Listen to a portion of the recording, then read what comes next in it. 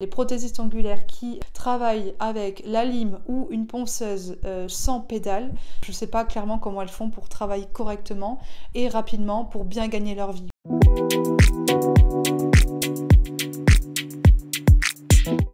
Hello, je m'appelle Jenny, je suis une prothésiste ongulaire de plus de 10 ans d'expérience. J'ai eu mon institut il y a un peu plus de 8 ans et j'ai commencé en tant que salariée dans cet institut que j'ai racheté 1 an et demi plus tard. J'ai eu mes petits bébés il n'y a pas très longtemps. Suivant, j'ai vendu fraîchement mon institut il n'y a pas très longtemps. Après avoir eu plus de 10 ans et demi d'activité dans un institut, il me tenait vraiment à cœur de changer de façon de voir les choses. Aujourd'hui, j'avais vraiment envie de transmettre, d'aider et de guider les futurs PO et PO déjà expérimentés à se perfectionner. C'est pourquoi la chaîne YouTube a été créée. À la maison, j'ai un bureau que je vais transformer en labo. Je l'appellerai souvent mon labongle. C'est là où je ferai plein de petits tests sur les matériaux, des produits, tutos aussi, et pour vous raconter un peu mon parcours professionnel si cela vous intéresse. N'hésitez pas d'ailleurs à me mettre en commentaire juste en dessous. Vous souhaitez que je fasse une vidéo sur mon parcours pro en tant que salariée et ensuite en tant que gérante avec, bien sûr, j'ai eu des salariés. J'en ai eu 4 au total. Et donc mon projet, ça s'appellera le Jenny's Lab. Vous avez compris pourquoi. Le labo à la maison, du coup, ça sera vraiment pour tester, faire plein de contenu pour vous, avec plein d'idées, etc. Là, aujourd'hui, je vais vous parler surtout de comment devenir une prothésiste ongulaire rapidement, professionnelle. Tout d'abord, il faut que vous aimiez le contact client. Déjà, si vous n'aimez pas être en contact avec la clientèle, ce métier, vous pouvez le passer, c'est pas pour vous. Il faut vraiment apprécier d'être en contact avec la clientèle. C'est un monde de filles, donc on aime discuter, on parle de beauté, de shopping, de petits commérages, etc.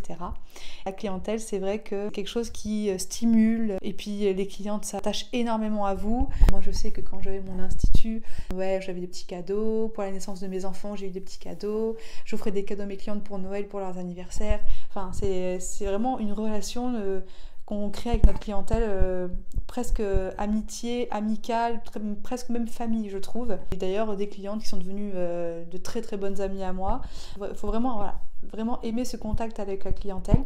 Il faut aussi se mettre dans la tête que dans ce métier, il y a plusieurs façons de faire les ongles. Par chablon, par pop-it ou par GLX. Toutes ces techniques sont très bonnes à apprendre.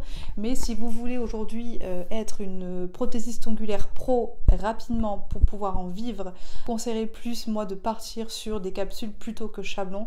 Mais il va falloir vraiment s'y tenir du début à la fin, jusqu'à ce que vous maîtrisiez, si vous êtes débutante, jusqu'à ce que vous maîtrisiez bien la ponceuse avec par exemple les capsules et les poses américaines, pop-it, etc.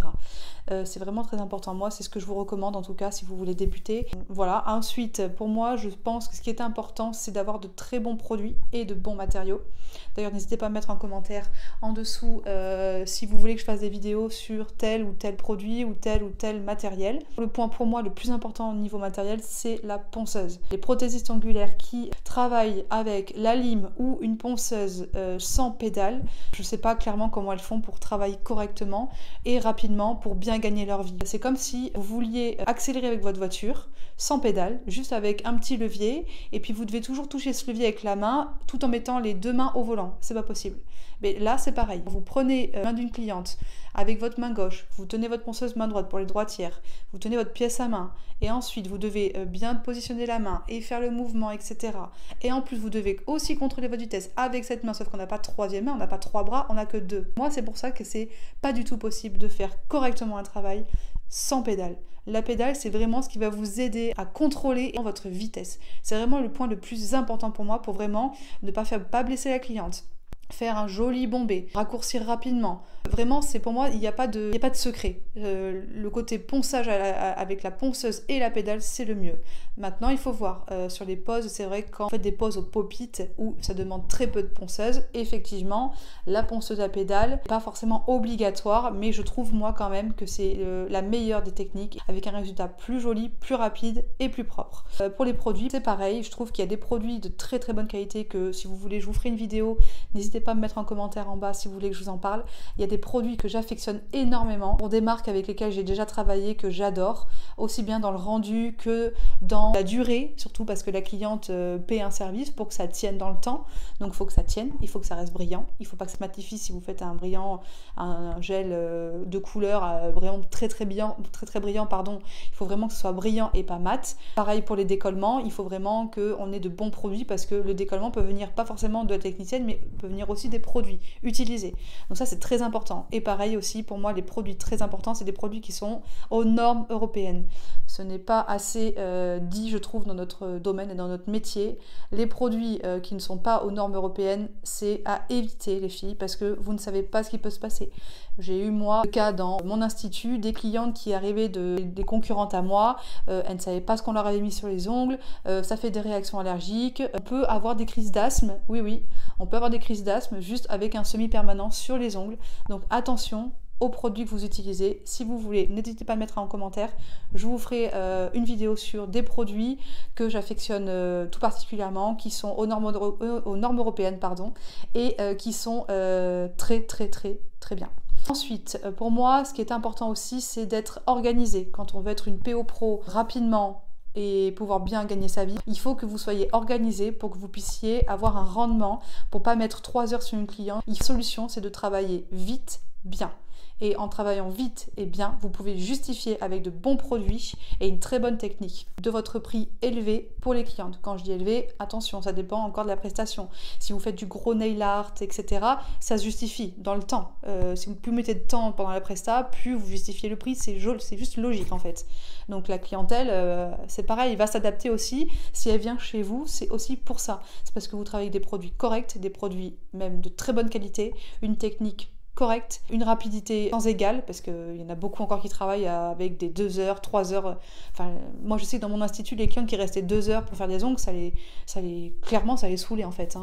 Cher ou pas cher, rester des heures dans un institut, c'est pas le but. La clientèle aujourd'hui, elle veut venir en boutique pour faire leurs ongles rapidement, ou chez la coiffeuse, ou dans n'importe quel prestataire de service. Elles veulent pas perdre de temps. Le temps, c'est aussi du temps pour elles perdu avec leurs proches. Elles veulent du travail de qualité et en même temps du travail rapide. Et ça, c'est normal.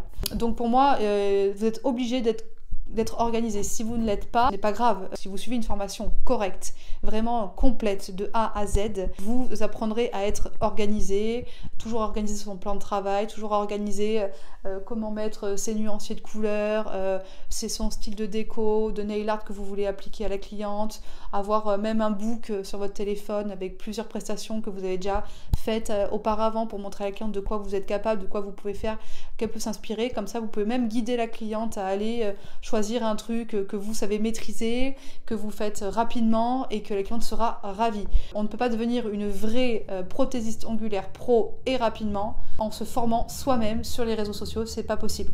Donc c'est pour ça que c'est très important pour moi de suivre une formation complète du début à la fin et apprendre ce qu'il faut en fonction des demandes. Si vous voulez être formé pour tout ce qui est GLX, capsule et pop-it, prendre une formation spéciale pour ça, pour pouvoir être rapidement au point avec sa clientèle. Si vous voulez à côté être, soit vous êtes débutante, soit vous voulez vous perfectionner, vous savez déjà travailler le GLX, capsule, etc., passez sur une formation avec du chablon. Le chablon, c'est quelque chose vraiment de très technique. Tout le monde est capable de l'apprendre, ça c'est une certitude, mais voilà, ça prend un peu plus de temps pour être au point face à une clientèle, pour avoir un rendement et pour avoir du travail de qualité rapidement. Vous pourrez tout de suite avoir du travail de qualité, mais peut-être pas aussi rapidement qu'une pause de GLX tout simplement, ou de pop-it. Ou alors vous êtes vraiment surdoué là dans ce métier, mais de manière générale, on va dire pour tout le monde. Pour moi, c'est pas possible d'apprendre le chablon et de travailler rapidement au chablon et être rentable de suite. Et il faut beaucoup quand même d'entraînement à côté.